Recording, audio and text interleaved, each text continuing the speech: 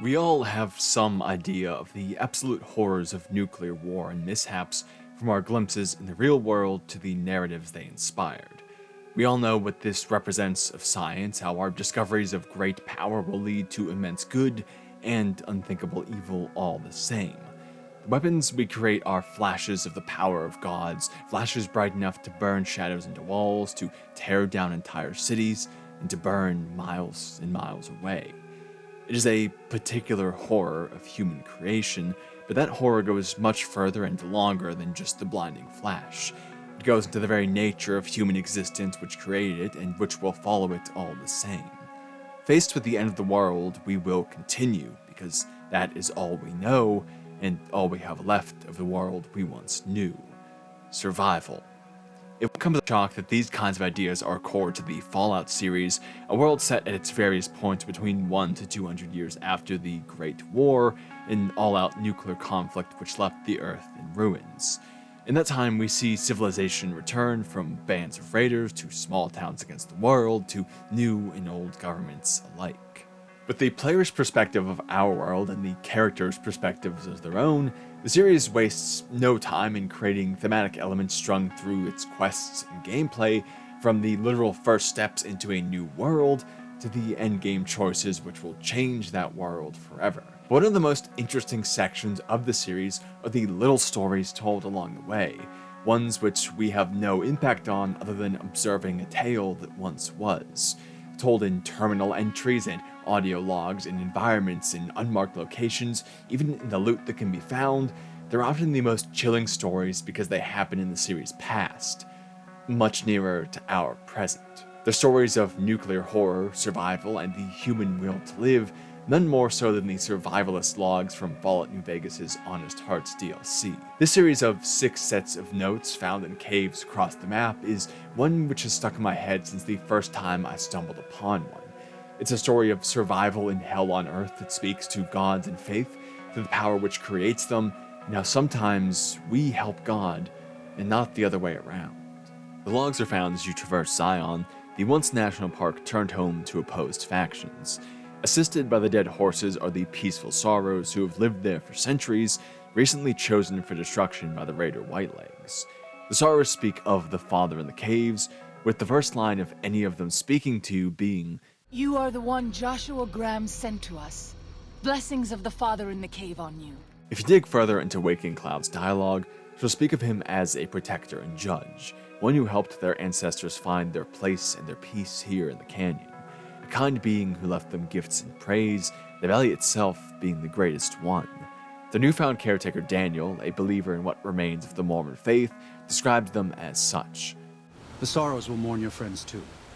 They mourn everyone, even the Whitelegs. They have sensitive souls, innocent if there is such a thing. His counterpart Joshua Graham, a man making up for great evil in his past, speaks to how the Sorrows are expert hunters and could survive off the land indefinitely, but that they have no warriors. They've never had to fight and never even before known war. Due to a combination of the father's care and his stressing of punishment on the wicked as well, the Sorrows stick entirely to peace, not wanting to anger the spirit which they believed rained hellfire down on Earth in retribution. Daniel, in trying to convert them to his own faith, mistakenly leads them to construe the father in the caves with the typical Christian concept of God, from divine power to a wife and child given upon the earth. In this sphere of such a being, the Sorrows never seek out the father in the caves, most notably because some did generations earlier and they never returned. Surely they must have been punished, so the caves are marked with white handprints as taboo, a tradition that none of the Sorrows will break. But the player, driven by quests and the instinct to explore, isn't beholden to the fear of divine retribution for this act. We push forward, seeking out the story which hides behind faith and tradition, not content to believe that which we can't see. What we find, though, is haunting, a story told in short statements to long-lasting effect. The experience is something I can't replicate in a video, and I'd recommend that you try it out yourself in the game, but nonetheless, it is impactful. You sit alone in front of these terminals with nothing but their simple buzz keeping you company. You sit where the author once did, lifetimes before yours, recounting in detail a history lost to the mankind of their world, but a possible future for our own. One so personal and yet so far-reaching in what it can say to so many things. So let's sit back for a moment, relax, and take it all in.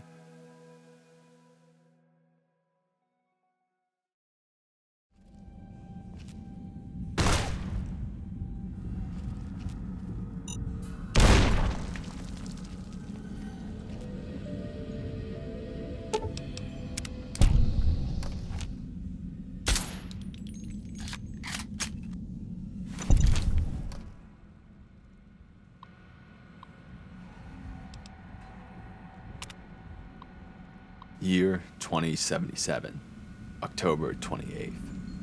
5 days on foot, still can't sleep. Outside, it's like nothing happened. Sky looks wrong, that's all. Hike back to overturned Nat Guard truck near Torkerville. After blisters heal, maybe. Looks like USGS team was researching something here in Cave. Cleared out when bombs fell, left equipment behind. Probably thought they had families to run back to. October 29th. Char must have said this out loud 1,000 times walking here. Maybe writing it will feel like you heard. You were right. I was north of Spanish Fork. Took the 77 along Provo Bay to steer clear of town. Would have been home in an hour. Engine died, truck just stopped. So did a Chrysalis in the other lane. Knew right away. First nuke hit Salt Lake City inside a minute. Was looking south, lucky man. Flash behind me so bright, world looked on fire. Old couple from the Chrysalis starts screaming they can't see. Didn't watch you die, Char. Saved my eyes. Counted 12 more flashes next 7 minutes. Ground shook each time, 18 seconds later. When nothing hit for half an hour, took a look. Globe of fire where you and Alex died. Didn't kid myself. Didn't know what to do. Grabbed my pack and rifle. Saw it to the old couple. Sat them up against the car, let them hold and comfort each other. Told them I was going to get help, everything would be okay. One bullet through both heads. Instant. 5-day hike back to Zion. You told me, stop running off to the wild, man belongs with his family. You were right. You were right, you were right, you were right. Wasn't there to hold you and my boy. Died without me. Never touch you or him again. Should shoot myself, what I deserve. Can't. Maybe soon. October 31st. Black rain falling outside, Geiger jumping. She let it kill me, but bottling water from the back cave all the same. November 2nd. Sounds dead outside, but can't look. Geiger goes lethal 15 feet from cave mouth. Do the math. Radiation goes down before water runs out, or I never leave this cave. Year 2078, January 1st. Happy New Year. 2 months in cave. Still lethal outside. Don't get it. In the army they said 2 to 4 weeks cleared fallout. Less than a month's water left. Been mopping condensation off cave walls, bringing shirt into bottles, trading calories for H2O. Food stocks holding, thanks USGS. If there was even a chance I'd see the two of you again, I'd run outside. January 10th. Sounded like windstorm out there for 2 days. Radiation down 500. What happened? January 15th. Took a peek. Snow. It glows green. January 28th. Radiation low enough I could risk short exposure outside. More important, cave stream now drinkable if I use rad drugs. January 30th. There was nothing alive out there.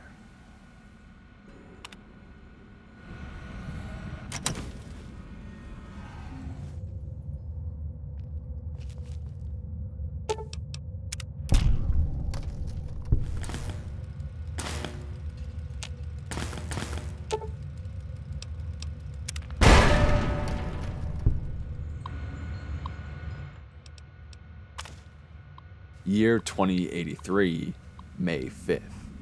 The comeback goes on. Add prickly pear to a list of survivors with honey mesquite and banana yucca. Odd nodules or mutations, but safe to eat. Harvesting oh so careful, never take more than a fifth. Mouth waters every time I'm about to eat something that isn't from a can. May 7th. Clouds of those stinging flies near a fallen tree I call the napper. Little flashes in the cloud, something dragonfly-sized that zaps them midair, then scoops them up. Something new. May 19th. Big horned sheep, a family, ram, ewe, and little one. Fucking goddamn it. May 20th. The sheep were different, brawny. Ewe had curved horns just like the ram. Seen some tiny lizards, but this is the first time seeing animals that big. Fingers crossed, 5-10 years, breeding, fresh meat, hides, and horns. I know it's time to go back, Char, when winter has passed. Year 2084, June 14th. Just got back, tired, good scrounging along the way. Ended up dragging back a cart of stuff. Right tomorrow. Sleep. June 15th. Departed April 10th. Walk to Salt Lake City took 15 days. Would have been 7 to 9 back in the old days, but had to circle pockets of radiation and foraged along the way. Didn't know what I was thinking.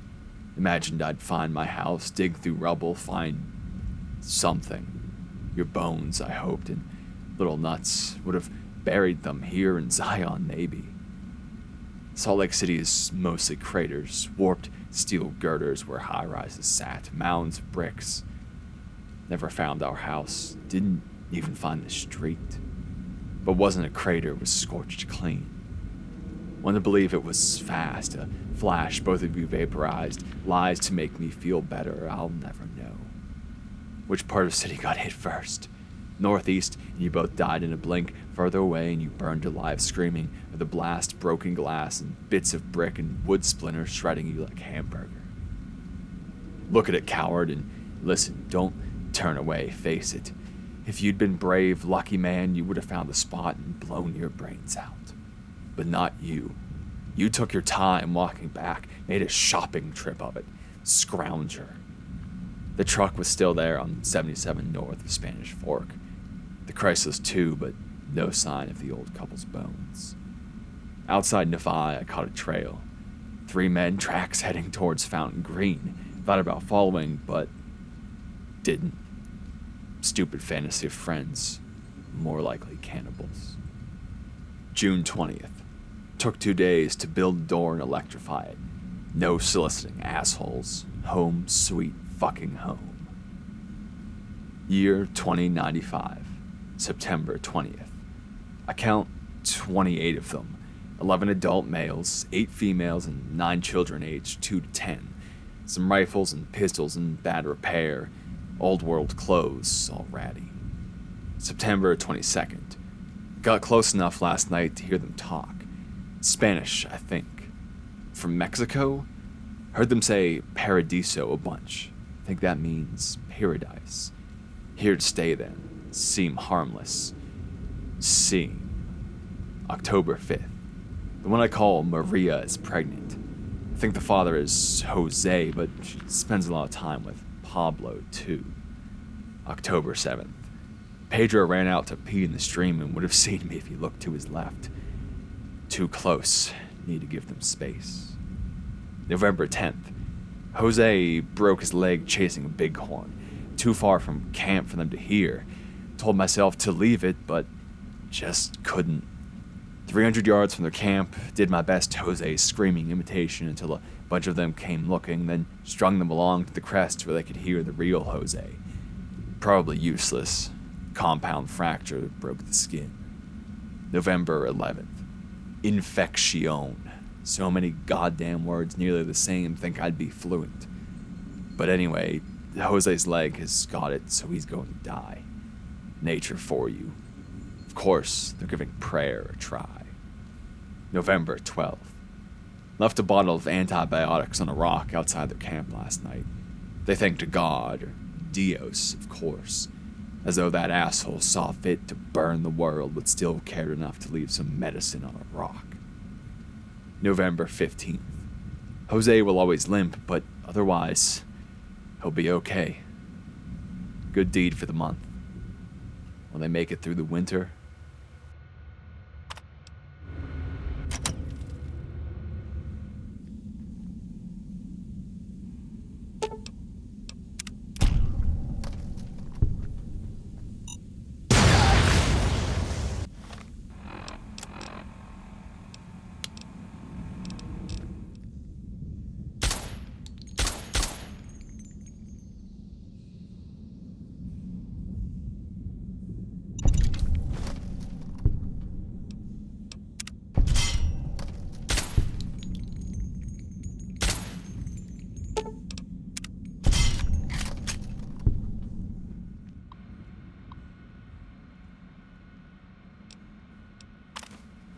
Year 2096, Part 1, February 11th.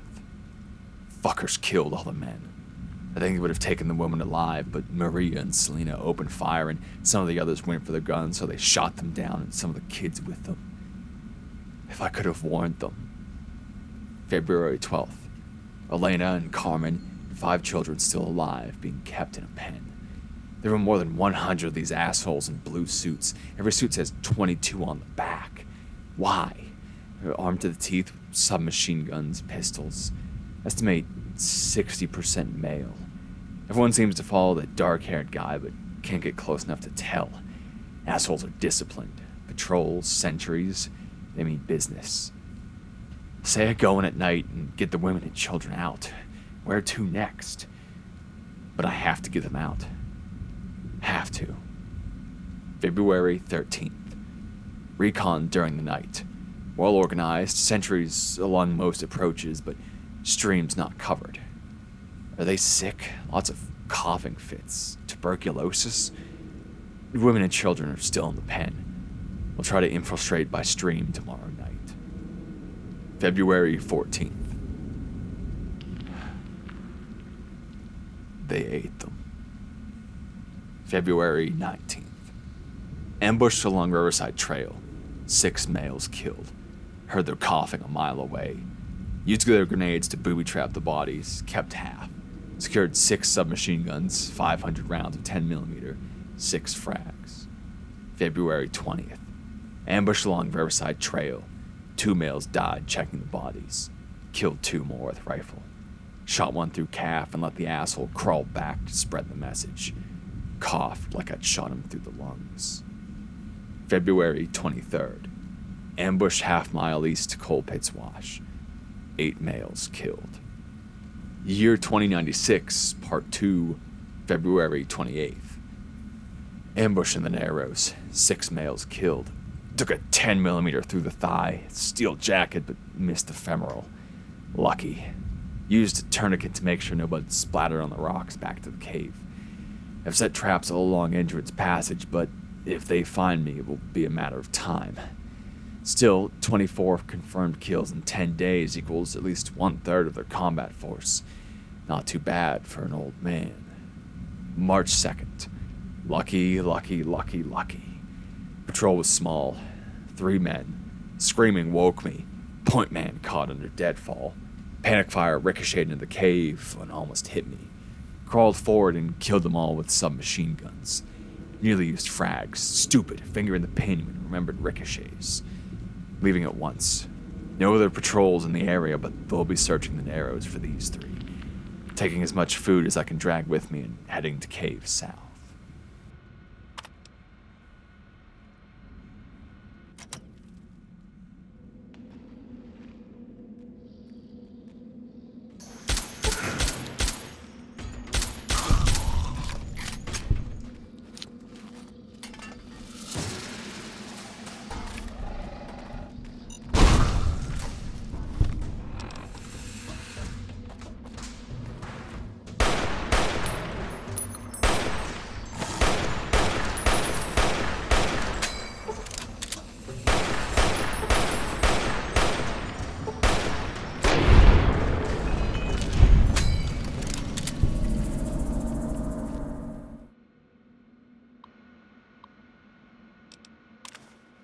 Year 2097, January 13th. The coffers are gone finally. All 34 that lived. Ate their dead for strength, then struck out southeast. Victory. 10 months of killing. All I feel is cold. They deserved every goddamn bit of it. January 17th. Thought I was dreaming, but the screams were real. For a moment, thought they tricked me, just pretended to leave Zion, then sent a patrol to track me down. But the screams were a woman's. Edged around the corner in the passway to have a look. One vaulter, ankle deep in a bear trap. Leveled my submachine gun, but the way she was crying stopped me. How she screamed when she saw me. Been their boogeyman a long time. Her name's Sylvie. Claims she ran away from them. Calls them evil people, children of the devil. Turns out they were sick after all, something they caught in a vault they lived in. She never came down with it. Yet. So help me, I've wound up being her nurse. January 18th. Her story matches what I learned from my interrogations last year, but according to her, let's just say it was bad to be a woman in that group. So when they left, she slipped away. She knows next to nothing about living outside a vault. Says she wants to learn. Year 2100, September 9th. Never been so scared in my life.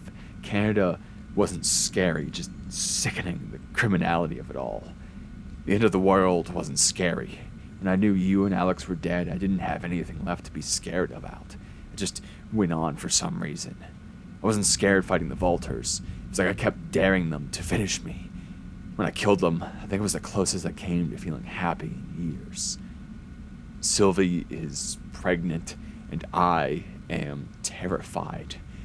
Ridiculous old man, a father again at 47 in this world. She's so excited and so trusting.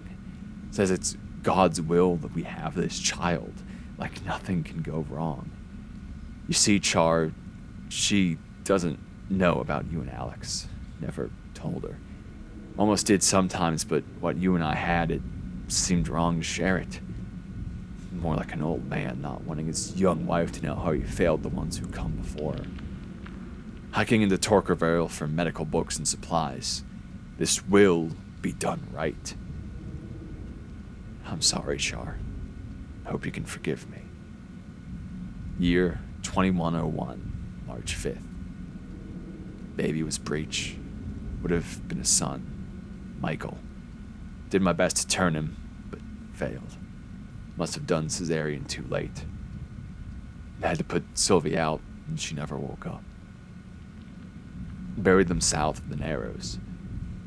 Well, this time I was by their side. So much better. I think I can finally do it. Blow my fucking brains out all over this goddamn cave.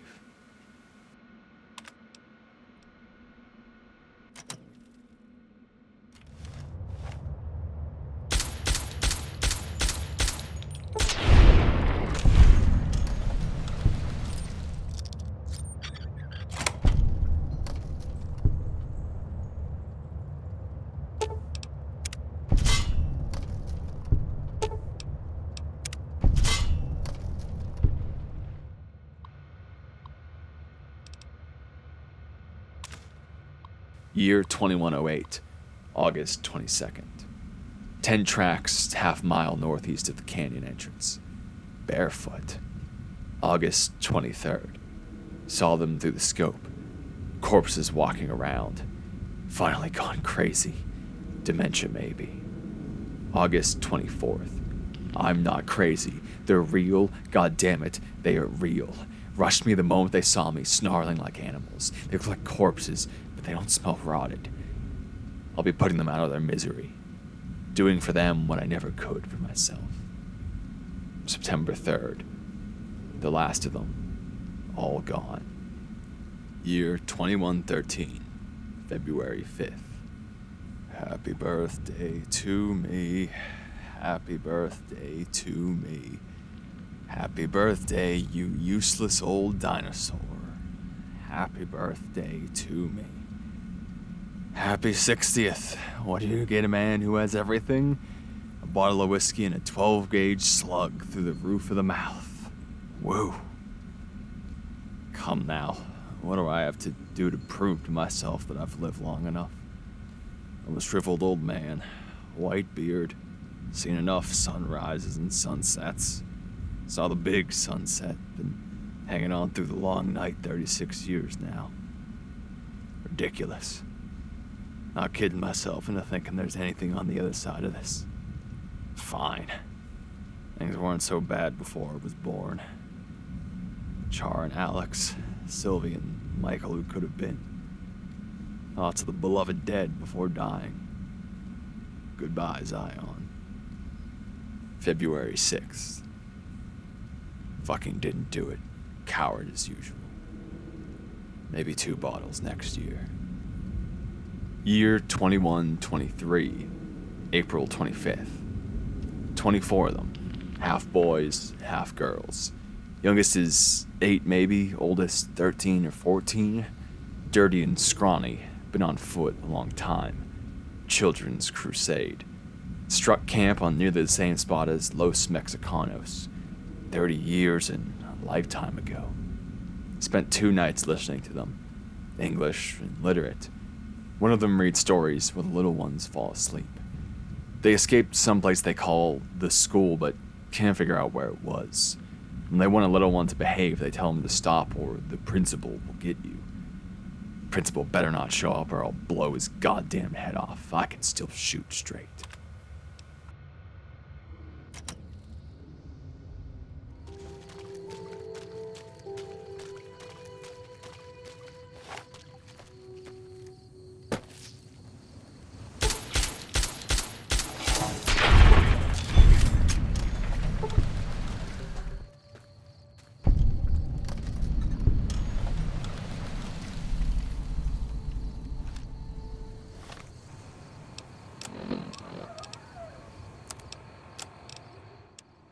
Year 2124, January 2nd.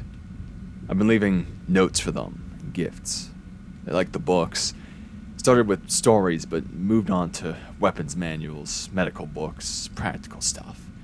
In the notes, well, it's embarrassing. Almost like those cards people used to give each other. Everything sweet and loving. I tell them to read and learn and to make the most of their new home. I tell them that I'm giving them Zion as a gift to make up for all the sorrows of their lives so far and all the sorrows man has visited on man. I tell them to be kind to each other and modest. I tell them never to hurt each other, but that if someone else comes along and tries to hurt them, to strike back with righteous anger. Stuff like that. I sign every note the Father because, well, just because. January 18th. Have I mentioned that I'm dying? Mind's still sharp. Lungs the problem. Maybe cancer. Cough's been getting worse for months, and finally there's blood in it. Getting harder to visit my little friends, breath so short. I've given away most of what I own. They'll find the rest in the caves when they get a little bit older. I don't want them to find me, though. The Father is a broken down old man. Disappointment. It's time. I don't want another birthday. January 23rd. It's cold enough that I won't last long on the high mound up next to Red Gate. I think I've got enough breath left in me to make it. I'll just lie down and stare at the sky. Feels right. I hope they'll do well. I hope no harm comes to them from within or without. Did my best to prepare them with the last few notes. Said something kind about each one of them, what makes each one special. Told them the Father was pleased by their kind natures and that it would be up to them to handle things on their own from now on, that I'd be silent but still watching and still caring. Lying then. Oh yes. Lied to you, Char, and Alex, and Sylvie. Told you I'd be with you forever, but I wouldn't go back and unsay it once if I could. What was the point of it all? So many failures. But I never forgot your face. Or Little Nuts. Or, sorry, Sylvie's. They used to say that happened after a while, but it never did for me. Maybe the only point of all of this living was just to keep those pictures in my head going for as long as I could. It was the only life I could give you. Not a day went by without. It wasn't choice. I chose to die again and again. Just never did. Body had its own drive. Well, the little ones will need it. Species will need it if it's to continue. That blind drive onward. I wish them well. It's been a gift to me at the end of it all, to behold innocence. Goodbye, Zion. Randall Dean Clark, February 5th, 2053 to January 2124.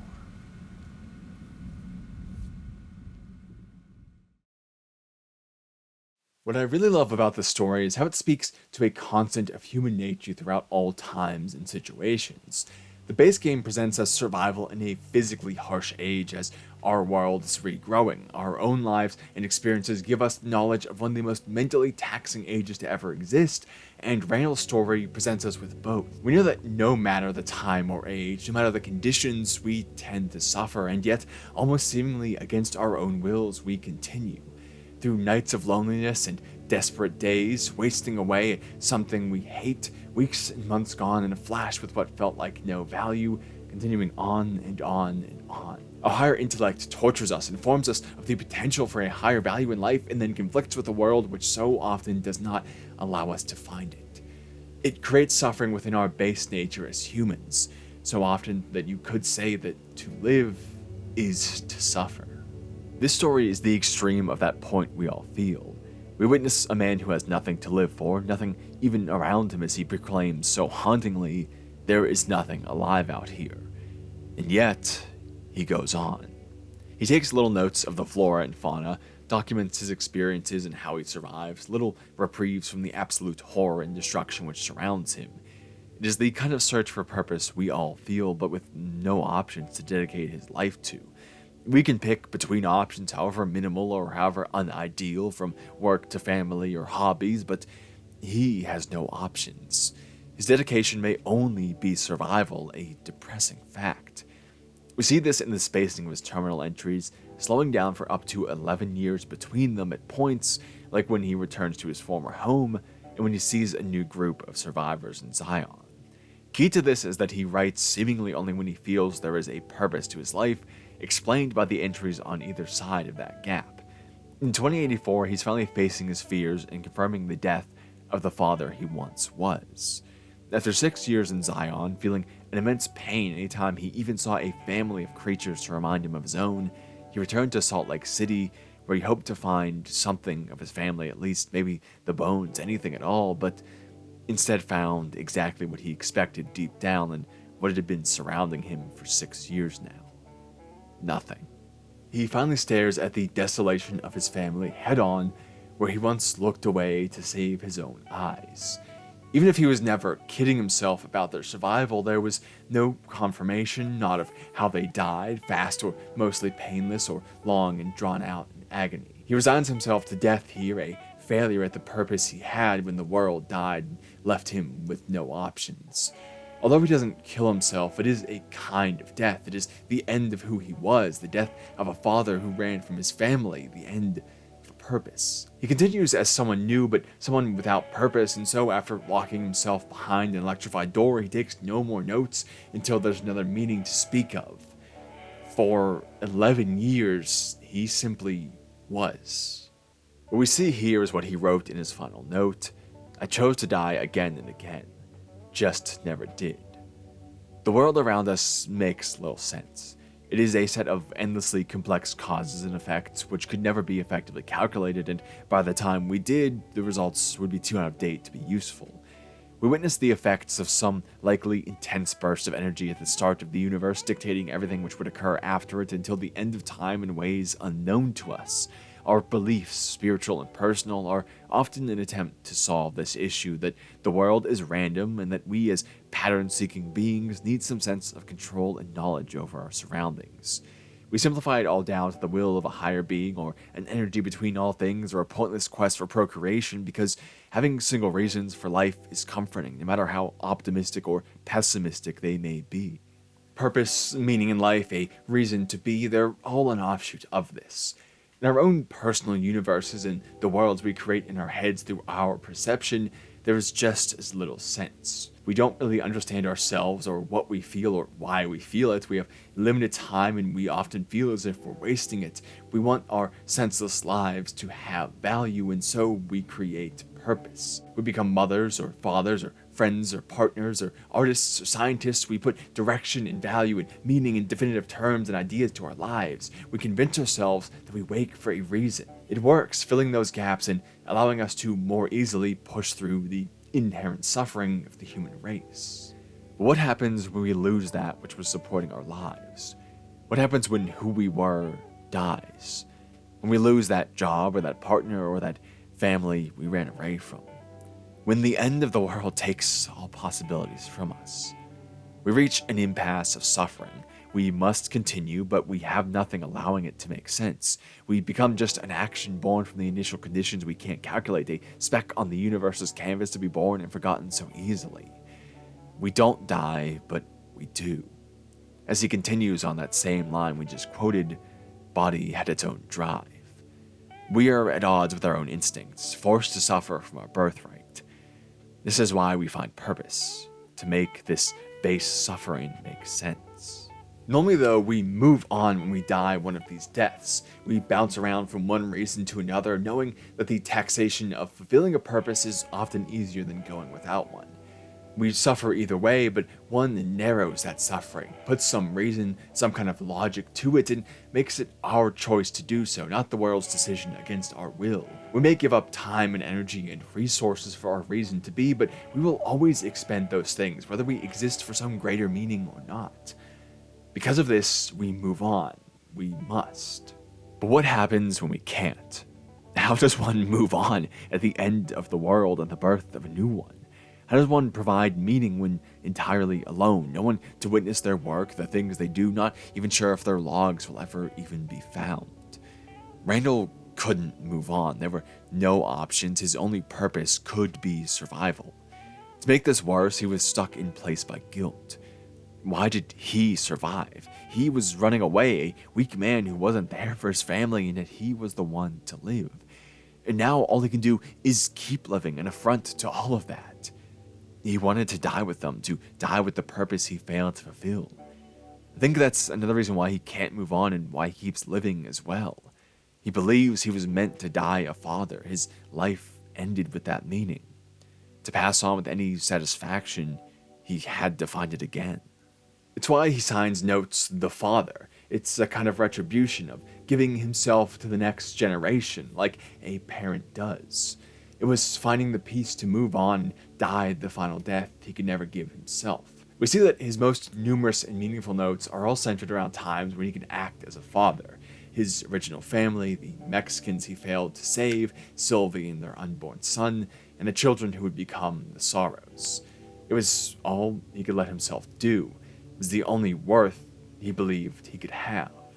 Clearly, Randall was able to relive who he was when the world died a few times with all those groups we mentioned. First, he finds the survivors from Mexico and regains a semblance of the meaning he once knew. While he's much too fearful and guilty to show himself, he becomes a father to these people from afar, caring, leaving gifts to ensure their safety, generally watching over them. At odds with his guilt, he finds some kind of joy in fulfilling that meaning which once escaped him.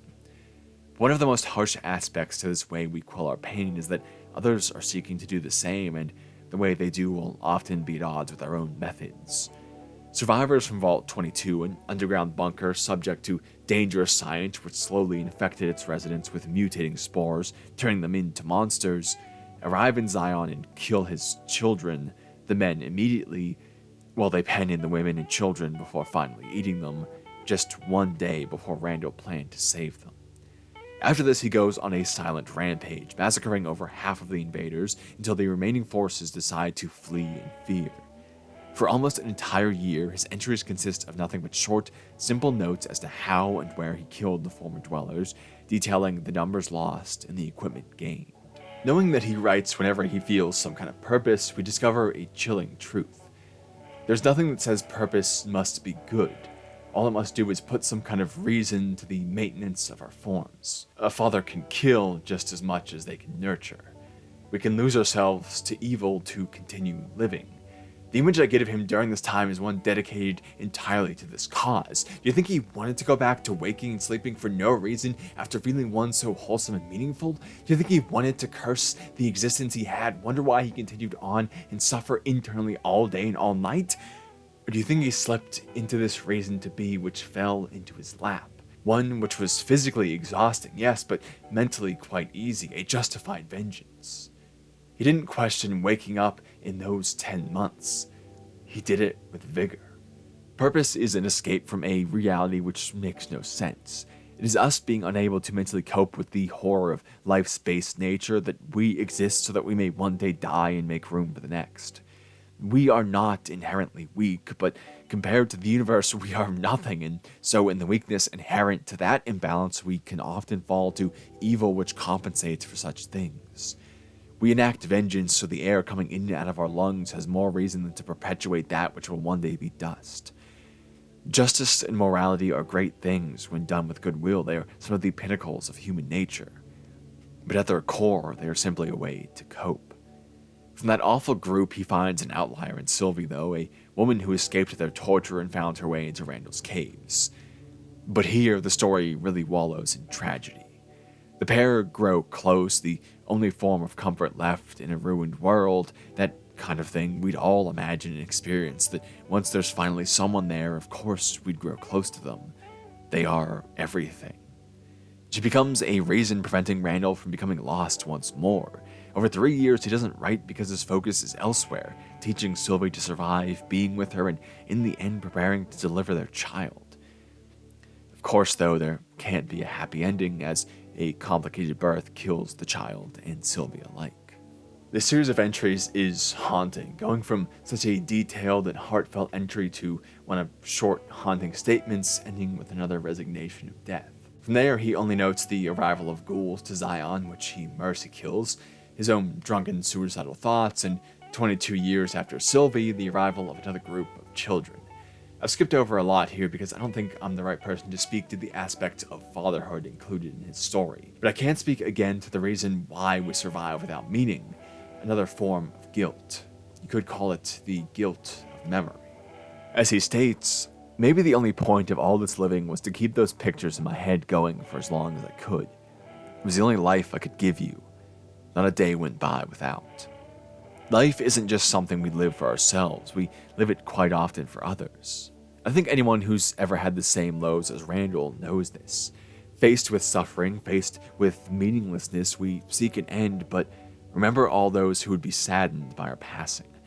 Images of them crying or of the weeks they spend in mourning haunt us, even though we would never be around to witness it. We would feel guilty for leaving, and so we don't. The survival instinct has become a social thing as well. The guilt goes the same for when others are gone, when we are the mourners. Someone we love has passed, yet they live on within us, in our memories, the phrases we stole from them, the things they introduced us to, the bonds we made through them. We carry a version of them within us that gives their spirit some kind of life. We hold on to them to prevent the second death, where someone's name is said or thought for the last time. We are vessels of that which is past. If we die, then they die again. This social survival recontextualizes our drive for life. We aren't just selfish creatures seeking out pleasure to forget the pain, we are deeply loving and caring ones who suffer because we want to remember the pain. We find pleasure so that we have something good to remember of the ones who will one day be gone, positive spaces in our mind that they can live longer than their own lives allowed them. It's happy pockets of the mind. We force each other to exist. We hold power over the worlds of all. This leads us into the spiritual aspect of the story, where our analysis will be a bit more abstract and questioning. But going on, how one becomes a god isn't in the actions they perform, but how those actions are remembered. A note from the dwellers of Vault 22 explains this best. If you are reading this message, do yourself a favor and turn and run straight out of this canyon. For near 11 months, my people have been engaged in daily battle with an evil spirit of this place. Arriving February of last year with a party of 118 strong, we were attacked by primitives and forced to defend ourselves, whereupon something began killing us in wide numbers.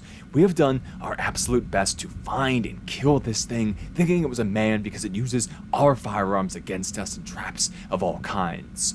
But no man could defy our efforts as long as this thing has. It is more evil than any man could be.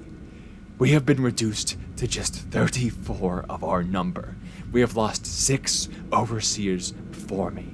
Some have perished from the sickness in their lungs we carried out of the vault, but that number is small next to the counts of friends this thing has murdered. Now that I am finally made overseer, we are leaving straight away and will not return. If you have come to the seeming paradise seeking the fresh water, abundant game, and shelter you suppose you will find here, do not be deceived. You will find only death here. Leave it once and put miles between you and this place. May God have mercy on us all. J. Hendricks, Overseer, Vault 22 Expedition. What we see here is the birth of a god. It is the human desire for unthinkable things to make sense once again. Chased down and killed by a superior force, unable to rest and tortured by combat, the ego of these beings who see themselves as superior, these vault dwellers, not wastelanders, needed to be saved. They reasoned that no man could best them by this much. Only something stronger could. Only some kind of greater power, some kind of devil could. And a devil is just a different perspective of God. Because faith is something based on belief, it doesn't require an entity to actually be strong. It only requires one which is thought of as strong so no one would risk to question it, and with a narrative that makes sense. The righteous versus the evil, like how each side saw this conquest. This is true of the Sorrows as well, when they give up searching for the father in the caves because some of them never came back. We know that all that happened is they died in these traps, but believing it to be retribution from something higher, they don't risk that chance. One initial act of power and enough fear is all a god needs. Faith takes care of the rest. We see this in his first group of children as well, this singular, powerful act that cascades into faith. A bottle of medicine on a rock makes no sense, but an answering of your prayers can. Think of how much this truly explains. Yes, it's just medicine on a rock, but what if it was everything? What if it was the one thing that was proof of a god who made the world make sense? A bottle of medicine can make the apocalypse make sense if it's an act of God, a theory of everything, a narrative of solution. We turn simple evidence into life-changing revelations because despite the scale, it is simple. It makes it make sense. God can be found in anything if you really want to believe. We create God through our belief.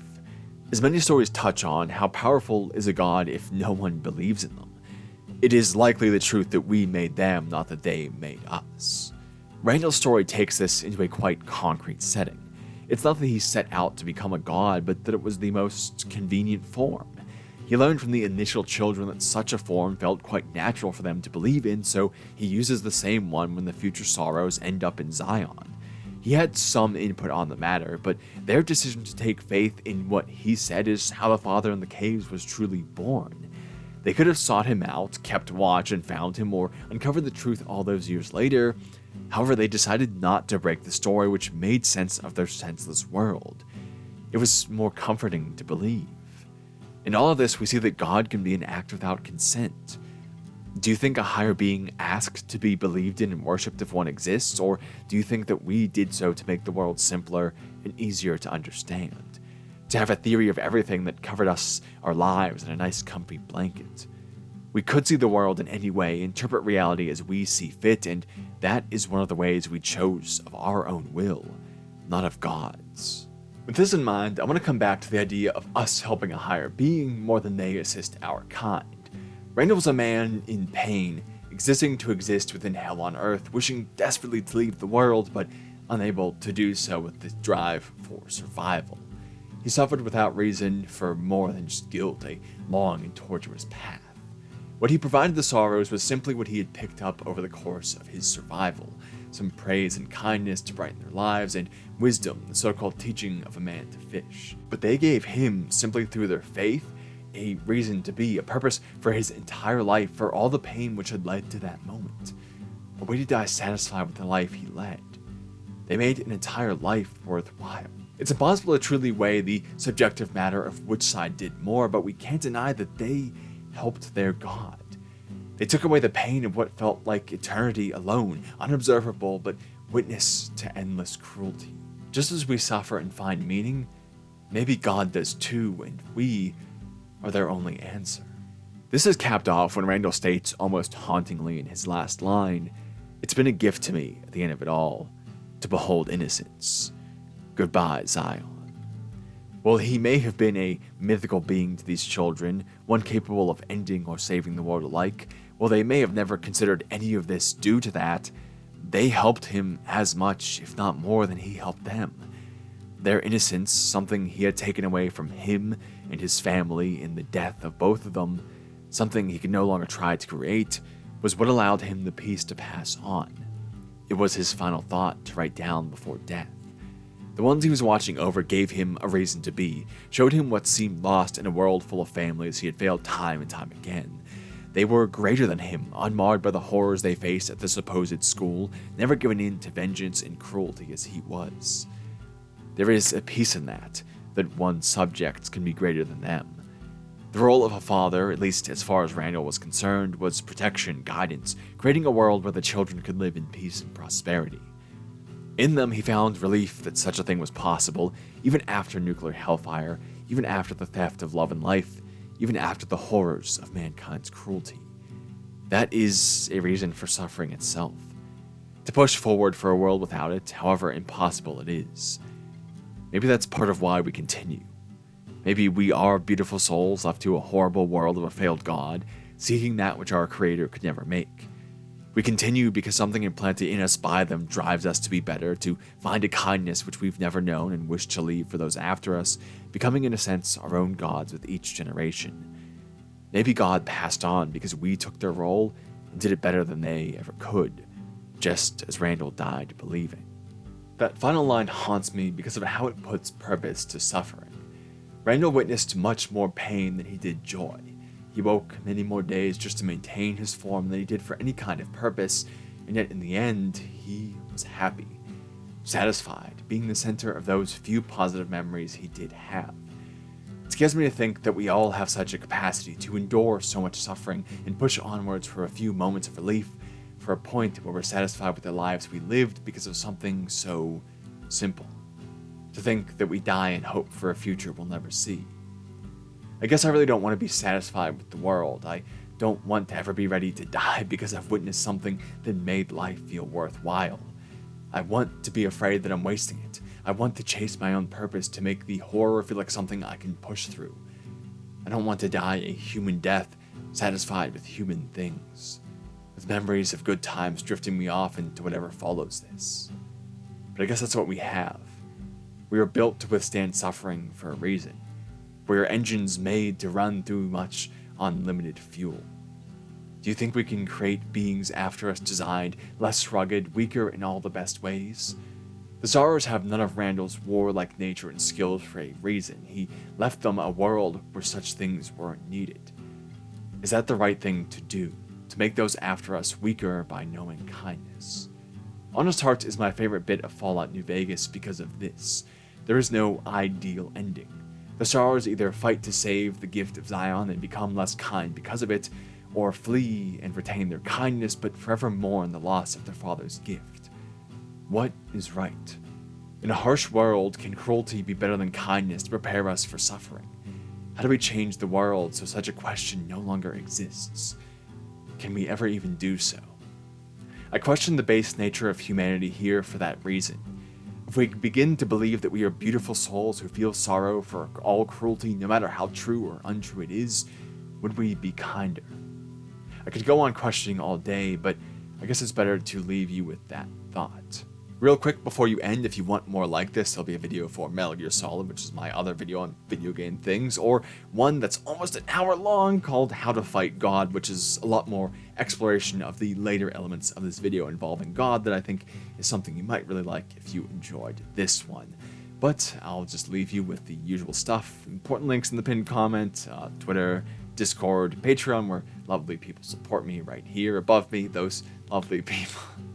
I suck at outros, so I'll just say thank you for your time as always. Thank you for watching, and I hope I'll see you again soon.